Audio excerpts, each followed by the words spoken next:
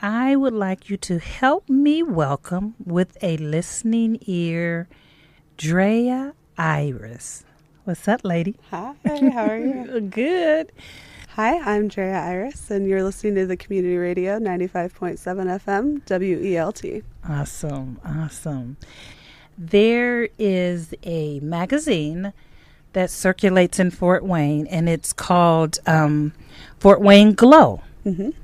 And I pick up a copy of Glow every month, and I saw this wonderful, intriguing picture on the front of Glow. I think it was last month or the beginning of this month. I think it was last September. Yeah, it was. This month's issue. Yeah. Okay, and I took it a step further, and I said, "Who did this picture?"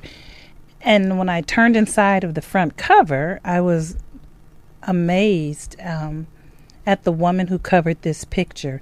And so I just want to read about the cover, and it's titled The Queen.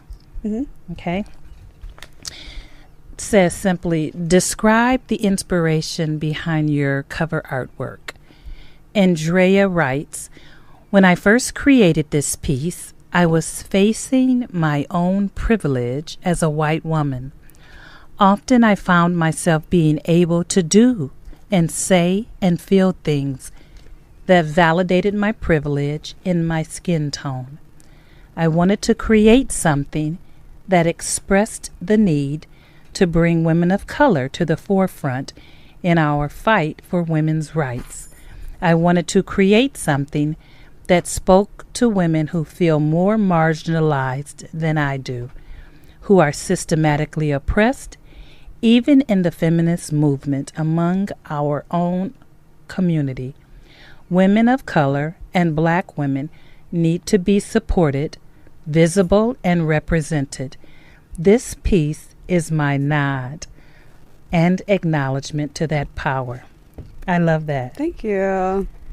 I think really, like, my inspiration for this piece obviously is right there, but one of the main reasons why I paint a lot of women, a lot of the female form and things like that, is that something that's very near and dear to my heart. I'm very, very involved in the feminist movement. And when I started thinking about my involvement in the feminist movement, it's so much more compartmentalized than other people's. I mean, I'm free to do and say and be however I want to be. I think sometimes that we forget that there are women among us as feminists and as women who still don't have the same rights that all women do. They don't have that voice. No, absolutely not. Mm-hmm. And that's not being, intersectional and really thinking about what are we still doing in this movement that we're not doing right, that we're not allowing for more people to kind of have their voice and be visible. Mm-hmm. Do you think it's easier, though, through the arts or not as easy? I don't know. I think it's definitely easier to create something that speaks on that kind of level. But I also think it's difficult for a lot of people to look at this particular picture that just looks like a really, beautiful woman, and not think more deeply about that. So I'm really, really thankful that I got the opportunity to kind of delve into that and really describe why this piece in itself is really, really important. When I saw it, I saw the superficial part, but I saw the heart of the person. That makes me very happy. Oh, it just really touched me. And that's why I called. I emailed you. Yep. Like, who is this lady? I got to call her. And so I thank you so much. Yeah, thank you. Yeah.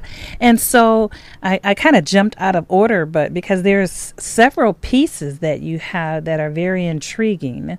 Let me just talk about this piece because we're talking about it, but I have to remember we're on the radio. For sure. And this picture is about a woman of color, but it doesn't necessarily mean that she's black. I identify her as black because I'm a black woman, but it's a woman of color, and she is just kind of gazing into wherever with these beautiful flowers on her hair. But what's so intriguing is the structure of her face and her gaze, that she's just, I wonder, what is she thinking?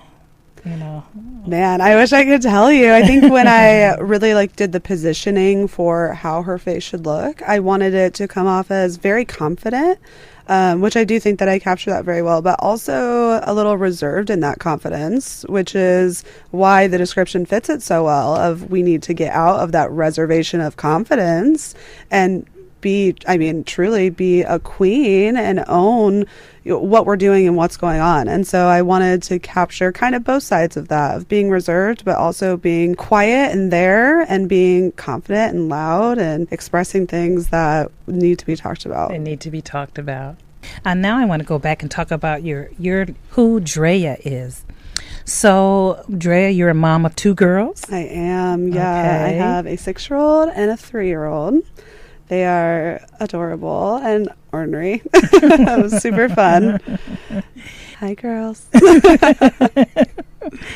And you also shared that you've grown up in extreme poverty. Yeah, I grew up when I was a lot younger. I lived with my mother, who was very abusive, also had a lot of mental health issues, which is something else I really am a huge advocate for. And I never really knew my father. I was in and out of juvenile detention centers, foster care, group homes, things like that until I was 18. And then I was out on my own with no family and nowhere to go, no resources, really nothing. So I really had to lean heavily on my community, which wasn't Fort Wayne at the time, but is why also I'm so really into community things and local things like that. If we didn't have good, strong communities, then people like I would have been just entirely lost. Okay. What you're doing now, you had to shape your future or reshape your future. Oh, for sure. How did that happen? I think, honestly, art was a huge part of that. Coming out of a situation like that really leaves you with no confidence. It leaves you with a lot of, there's just fears and a lot of uncertainty and things like that, and not really knowing, what's going on or what the future may look like. And so I picked up a camera for the first time when I was a senior in high school, and just automatically fell in love with doing something creative, doing something that was different and new. And then through that, I actually, over the next couple years, by the time I was 21, had built my own photography business. Oh, wow. And taking, senior portraits, weddings, things like that, which I still do as well. But that was something that totally, completely just creating and making images was something that totally turned my life around and gave it a direction. It gave me some kind of, it was an income, it was an exploration, it was a creative process. And that was and has been really important to me still today. How that changed into the artwork, it was the painting. It was kind of a weird transition. I was just doing photography. I've always drawn and done ink drawings and things like that, but nothing seriously. I've only actually been painting for probably a little over a year now. So it's not been very much. It's been a really crazy year in the art world. I moved in with my best friend in the entire world, who is a really accomplished watercolor artist. And I was seeing her creating these types of things and doing beautiful, beautiful works with art. Started going with her to art markets and experiencing kind of the more commercial side of art. And then also just taking tips from her and learning how to actually make things. And it just kind of took off from there. And then these pieces, like the one on the cover of Glow, found a way to also do graphic design type work, which is something else that I dabble in, and turn that into a marriage of watercolor and all different types of mediums. So it's been really fun. It's been really experimental, but I'm constantly changing and keep moving forward on it. This is amazing. You're telling me you just started to the art part of it? Yep, about a year and a half ago, maybe 2 years ago now. Oh, but yeah, not very long ago. So it has been. This is your calling. Oh, so much growth, and it's been really affirming to me as who I am and also as a maker. But I mean, it has been kind of really fun. I'm pretty proud of myself to see the growth there. So what does it mean to be a multidimensional artist? Yeah, when I say multidimensional, I use a lot of different mediums. So whether that be photography, graphic design, digital collaging, watercolor, I do some acrylic. Did you do your tattoos? No, none of my tattoos. No.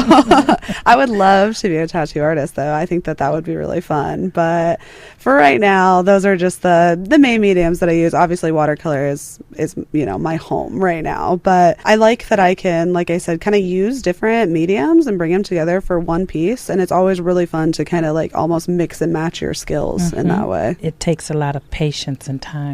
It does. It's really therapeutic, though, and it's nice. I think that a lot of people get really frustrated with the length of time that it takes to really create something, but it's really calming and relaxing and soothing. Especially, it's almost like methodical at this point to kind of make these kind of pieces. Is it the same thing with the photography as well, then? Yeah, I will say I've stepped away from my love of photography a little bit. Everybody gets burnt out on something after a while, but it's really fun. My favorite part of that is not just capturing the picture, but the editing process of that is always amazing to me, and kind of going in and tweaking things. So I do really, really love the digital aspect of those kind of mediums.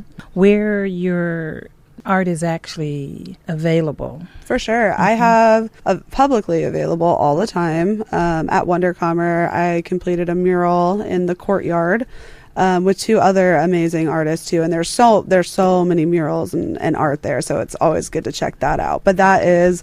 How will we know yours? Because that building has tons of artwork. That is true. The back wall of the courtyard. So if you're looking at it through the fence with like the flowers on it, it's directly like right there. That big. It's a dark one. It's got like flowers and eyeballs, and there's a moon and the 2 hands and lightning bolts, galaxy kind of stuff. So it's really beautiful. I am proud of that as well. As far as other local places that you can pick up, I also work with Faye's Cabinet, and they do all sorts of consignment things. It's an oddity store, but I sell a lot of art there. And then also at Fancy and Staple, which is downtown, I have art available as well. I think those are the only 2 retail spots right now. And then also I do have a website, and my Instagram is always open. That's my main method of my Instagram handle is Dria, DRIA .IRIS, and there you can find, I pretty much post everything that I work on a daily basis that's available for people. And then you can find the link to my website at the top of that as well. It's been one of my main goals throughout my entire art career so far to make my art really affordable. I would never want to encounter somebody saying, I really, really like that, but I can't afford it right now.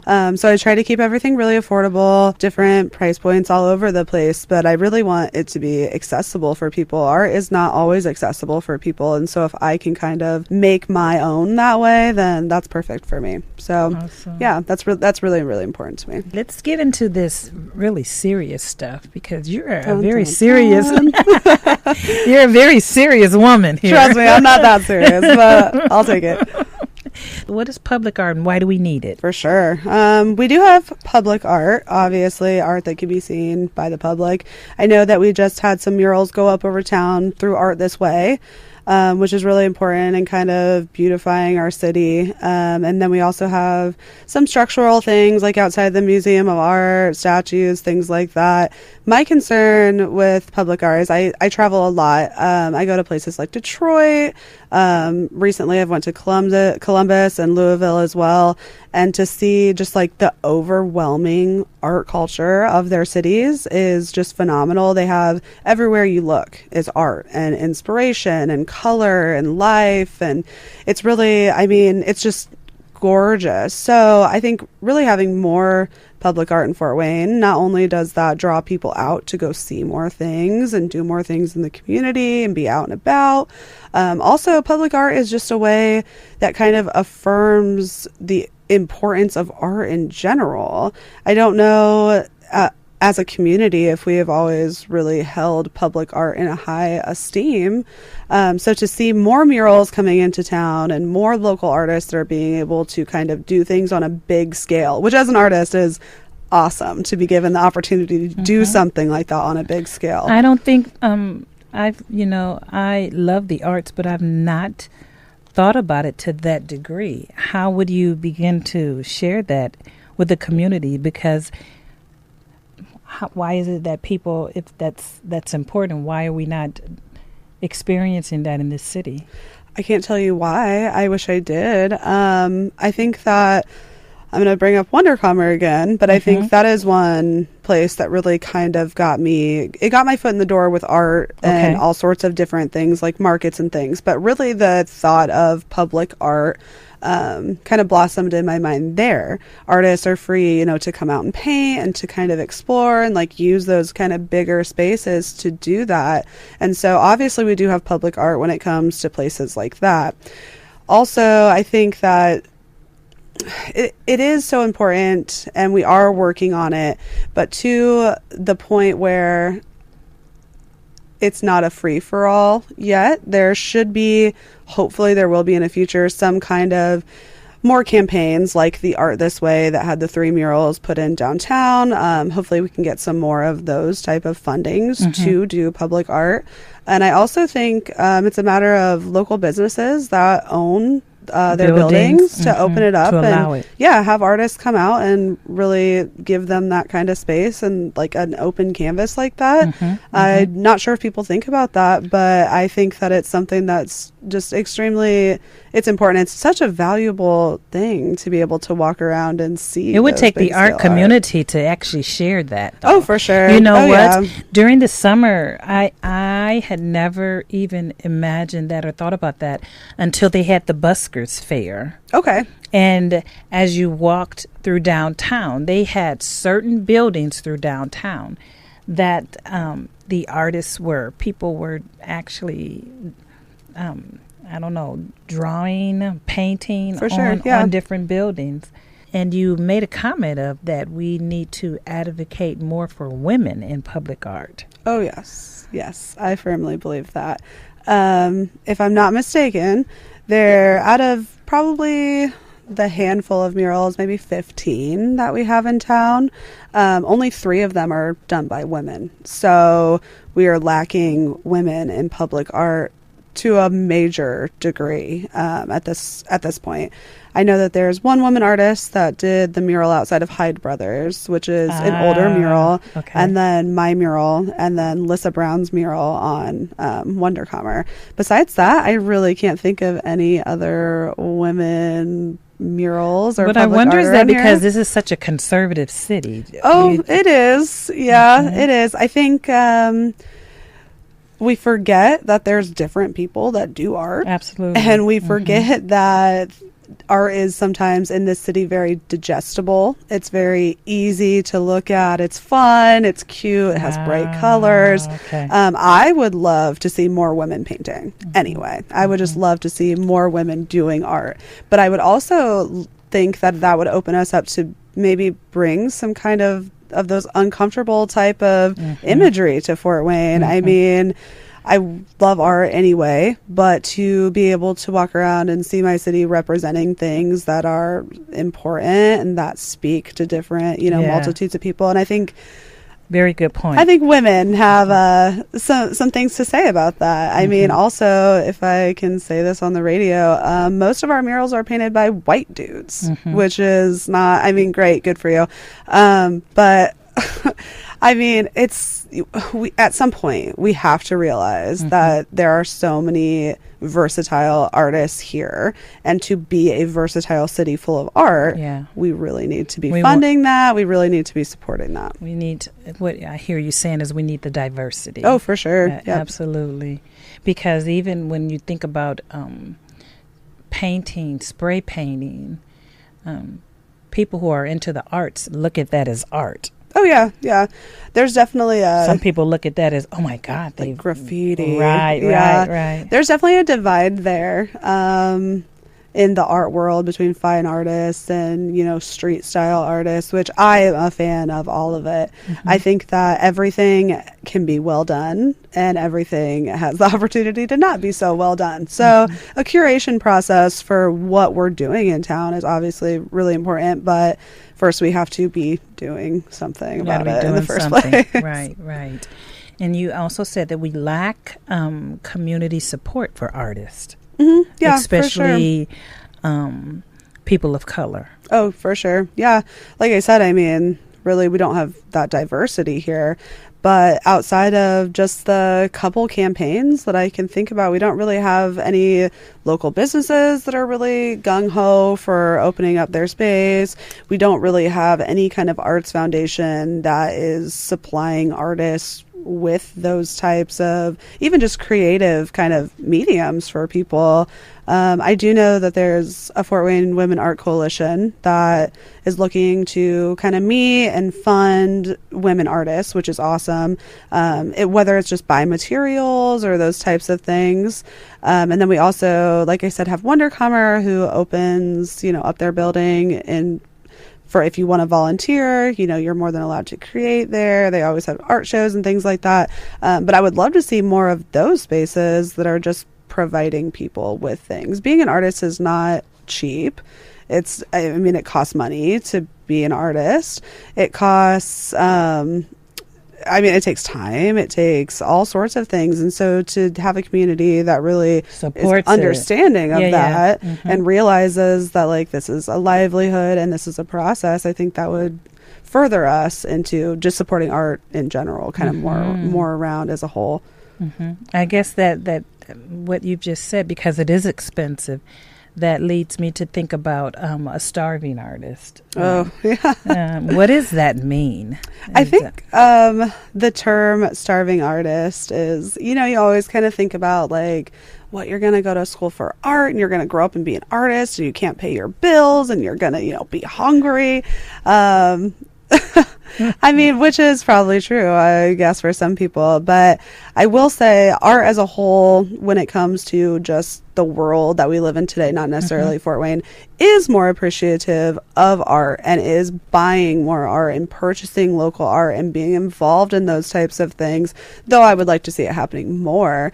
The term of starving artist is almost offensive to me at this point. I'm a hardworking artist, if anything. You know, I'm out here, I'm doing things. I try to be as relatable as possible when it comes to what I'm creating. And so art is a legitimate career, I guess, is the basis of that. I mean, I don't have any other job. This is what I do. I'm an artist.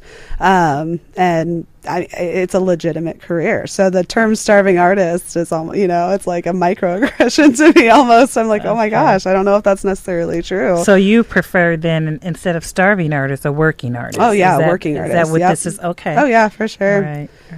Why is that offensive? Because in the day, that people, they took honor in that. Oh yeah, I mean, I don't mean it as to be, outrightly offensive. I just, I think it kind of negates the fact that art is legitimate. Okay. Like, I think it negates the fact that you can, you know, make a monetary gain off of art. You can do these types of things and you can rely on being an artist. I think it's always kind of had the connotation when you say starving artist to be like, well, you're not going to be able to even eat, like, you know. And so I would like to bring it more in. That's a working artist. They're working hard, they're creating, they're out there pushing themselves, and then a different way to look at it. And then to look at it as though the arts is more than being an artist is more than painting and drawing. It's poetry. It's the music. Oh yeah, for sure. Is. And I thought Fort Wayne is very rich in that, but I guess because I don't travel a lot outside of the city at this time, that it's maybe I'm just looking at what's here. For sure. I think we do have a niche for everything. I mean, I'm not definitely like, I'm doing fine, obviously, and we do have an art culture here. We have an amazing local music scene. There are so many good bands here, and so many like local people that are making music, which is also a form of art. And when you said like poetry, we have lots and lots of poets in town, lots of poetry reading, comedy, that type of thing. Yeah, writers as well. There's been a lot of small books that have come out through like the Dandelion Review and things like that. So it is really cool to see the diversity in that way. I would like to break it down even more and have more diversity in poets, more diversity in public artists, more diversity in painters. You're truly an artist. That's what it is. We want to take over the world there. Oh, yes. That sounds beautiful. Oh, okay. We talked about places in town. We talked about defining what a working artist is. I think you've toned down a lot. Come on, speak it up. I'll talk a little bit more about this working artist thing. Something that you said caught me when, it's not also just about putting paint or paintbrush on paper. Yes. It's also social media. It's also marketing yourself. It's selling yourself. It's, filling out applications for different opportunities, different shows. It's all sorts of things. So that's been super interesting actually for me as an artist to realize that like I can't just paint something and then somebody's going to want it. I mean, I have to, really be full. That's part of being a working artist. I have to be really rounded on selling myself at some point, getting my things out there, really like experiencing like what's going on, all these opportunities that are happening. It's a job. It really is. It's full-time job. Oh yeah, to keep up with that and to constantly, you have a setup, you have market kind of art, you have fine art, it's kind of all over the place. And especially, this sounds, kind of pretentious, but for me doing photography as well, and then doing, graphic design, logos for people and things like that, at some point it doesn't just become my own art. I am also creating for others, or people are hiring me to create for them. And that just leads into another facet of being a working artist. But I will tell you, having two girls is, crazy hectic anyway. So being a mom during the day, and then really the only time that I have to create is at night. So I'm awake from, midnight to 5 a.m. most nights, painting all the time, and then waking up and doing whatever, or going to a market, or going here, or dropping business cards off here, or, whatever it may be. This month has been very, very hectic. I have a couple shows hanging up right now at the Dash Inn. Oh, really? Nice. Yeah. Nice. I just did the whole front of the restaurant and then the back as well. That's coming down this weekend.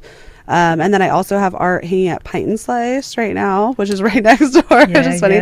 Two different bodies of work though. So you get a little bit of, two different things that I do, but it's been a busy month, which is I'm thankful for. But you really have to take an account of that working artist is I'm running around like a crazy person most of the time. Right. And I guess then you have shared something with me even through that journey that I never even imagined.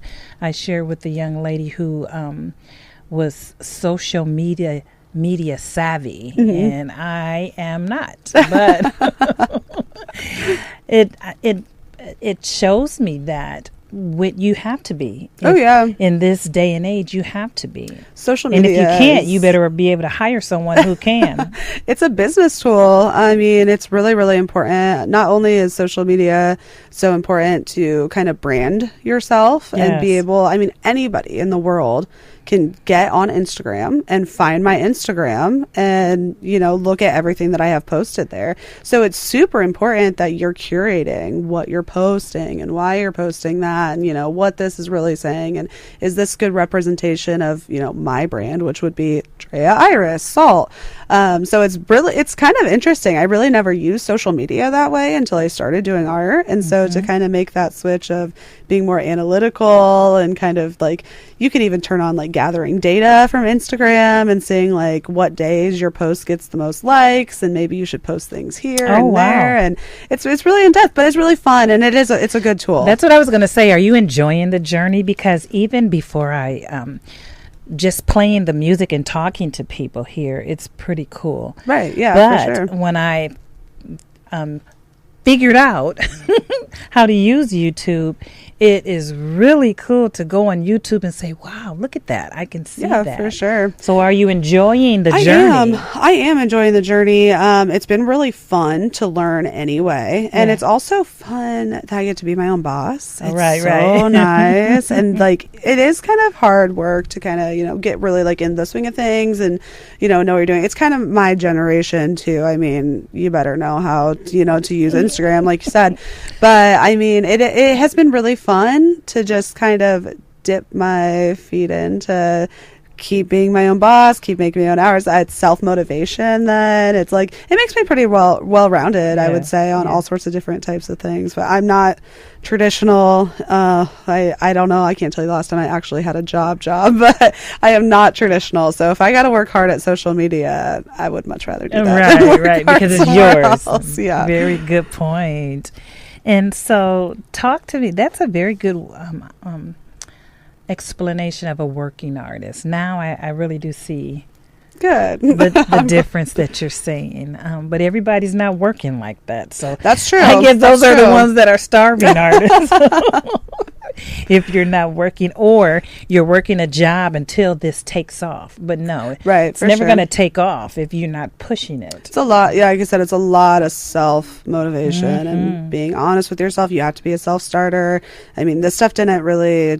me starting to create kind of just fell in my lap, but this stuff doesn't just fall in my lap all the time. I mean, even this issue of Glow, I went out of my way to contact them. Like, you're constantly being your own advocate at that point. So it's fun. It's fun. That's the cool part to me. Yeah. And then you can't get you're offended if people don't want it right away. Because just because they don't want it today doesn't mean they won't want it tomorrow. Oh, for sure. Yeah. Absolutely. I try to always... I'm talking to myself as well. You're okay. No, I always try to be really realistic as well. You know, my art is not for everybody, and that's totally fine.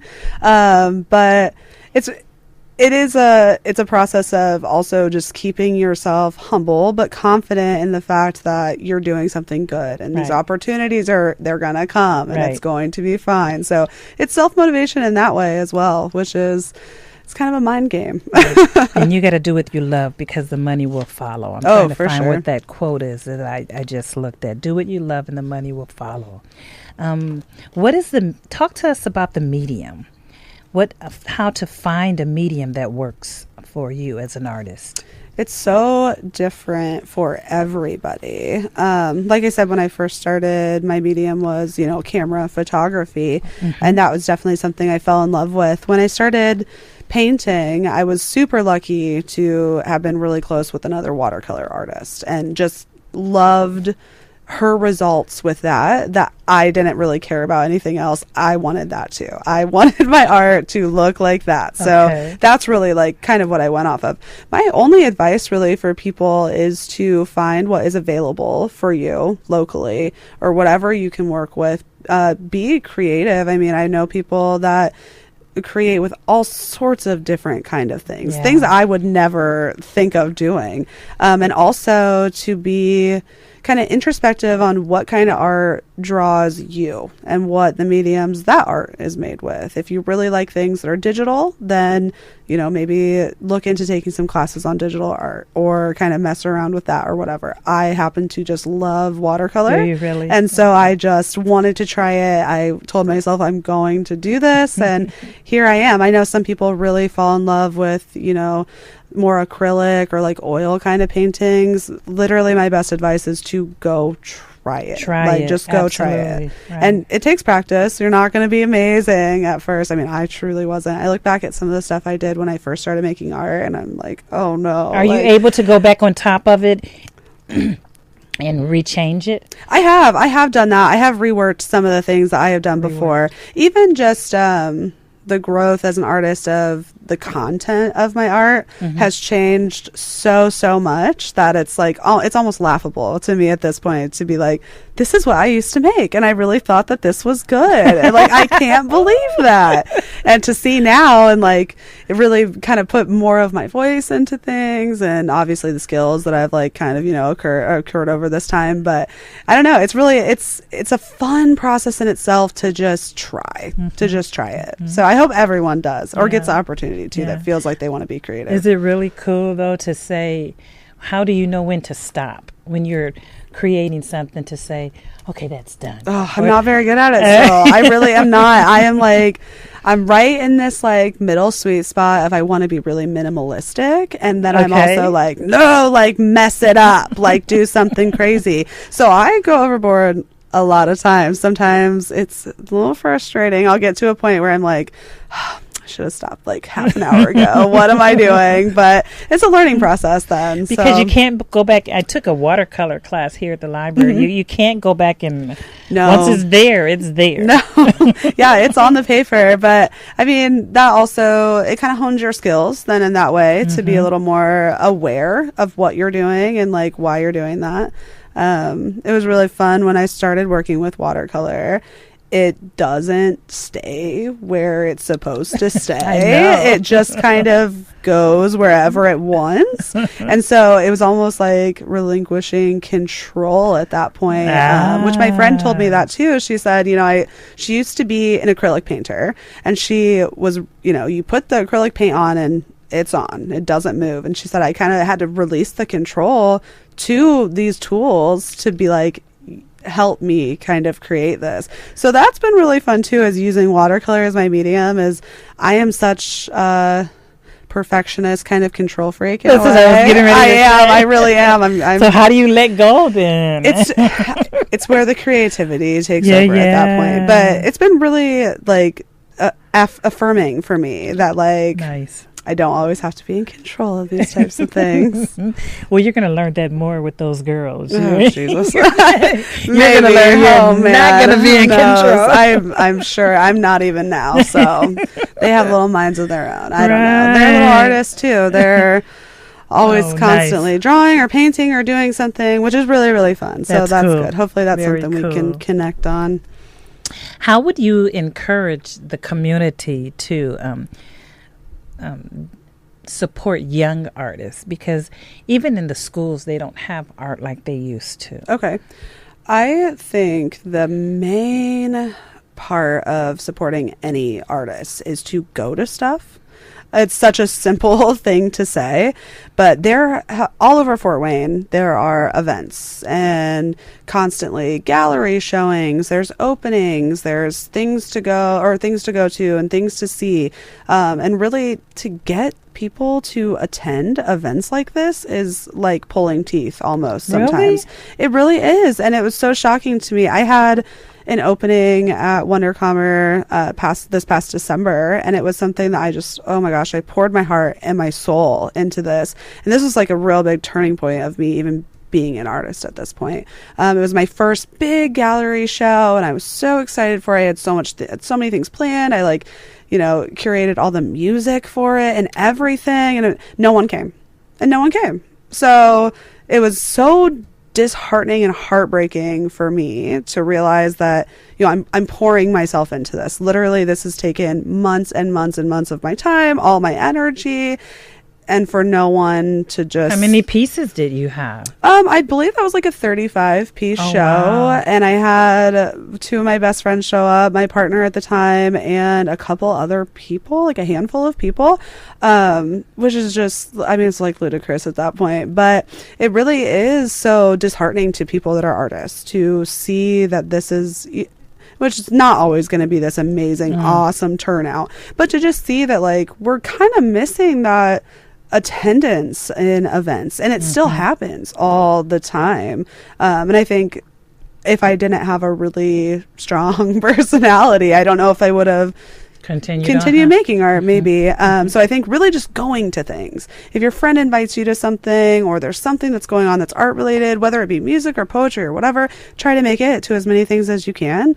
And also for young people, there are opportunities that I wish they knew about, whether it be markets, which is a great way to get your foot into the door. What is that? What are markets? A market, just anywhere you kind of have a table set up, and then you just like put your, it's like like a farmer's market for Yes, art, basically. okay. And you just put your art out there and people can come by and browse and whatever.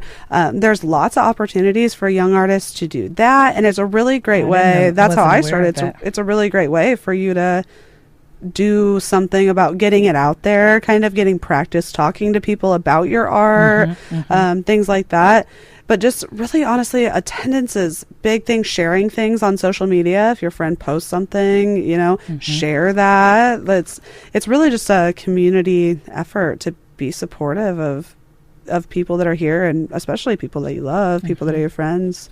I think as you were talking about that, that takes me back to, and I don't, the story that Tyler Perry has told over and over again.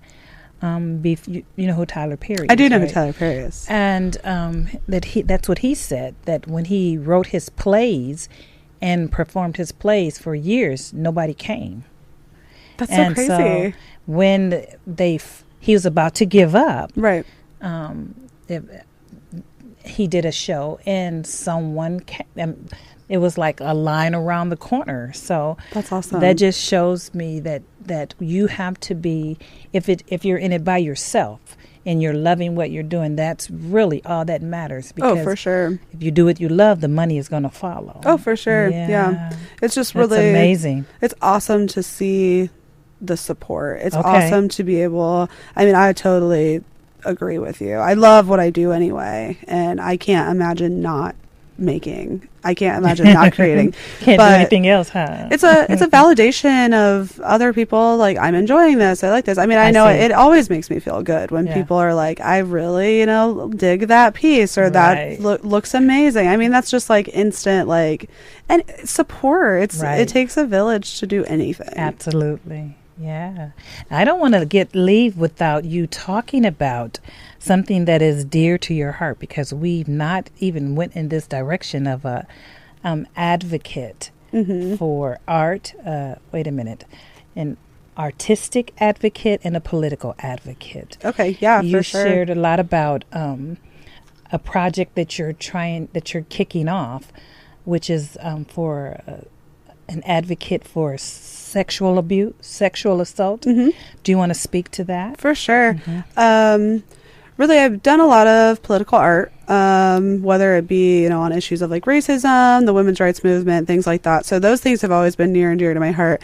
And just recently, within the past year, it was drawn to my attention that some of the people that are in my community are not curating safe spaces for women. I really wanted to do something with art that wasn't a stance of activism of, we won't allow this type of thing to happen in our community.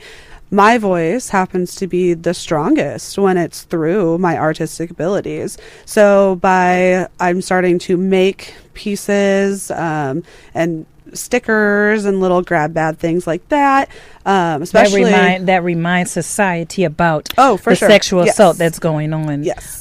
Right in front of us. Yes. Okay. And that's something so important too for people to just be able to have.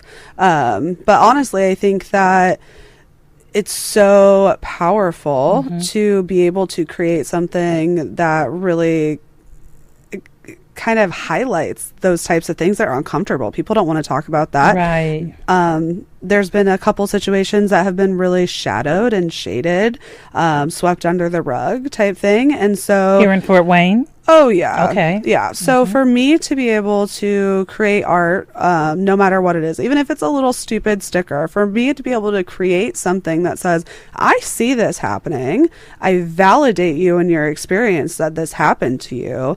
I'm going to do anything that I can to do about this. It's really, really important to me. So hopefully in the future, I will have lots of women that we will get together and kind of brainstorm ideas on what kind of art we can do. We'll probably be doing some protesting outside some certain businesses and things like that. Okay.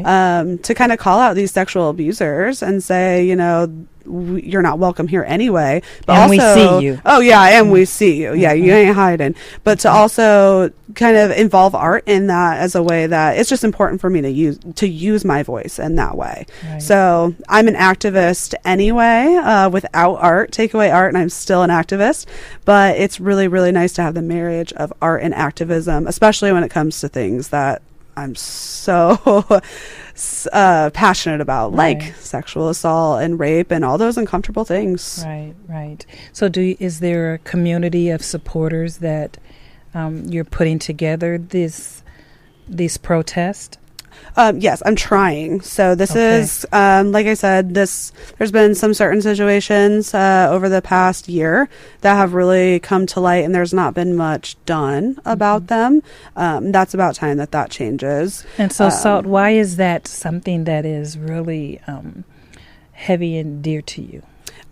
Being a woman anyway, and just, oh my gosh, I mean, the systematic just sexual assault and predatory actions towards women throughout all of history is something that obviously is near and dear to my heart. I'm a woman, and I'm also a woman that has been assaulted, and I'm a woman that has had to live with these types of things, and it also affects my friends and people I love and other women in my community, and one day will affect my daughters if I don't step up and do anything I can for this. So hopefully some really awesome, brave local women will help me kind of draw more attention to that, where people start to kind of slide and forget that and let it kind of, roll off the shoulders or anything. But these are serious things that we need to call attention to. We need to be boycotting things. We need to step out of our comfort zone a little bit and, stick it to them a little bit.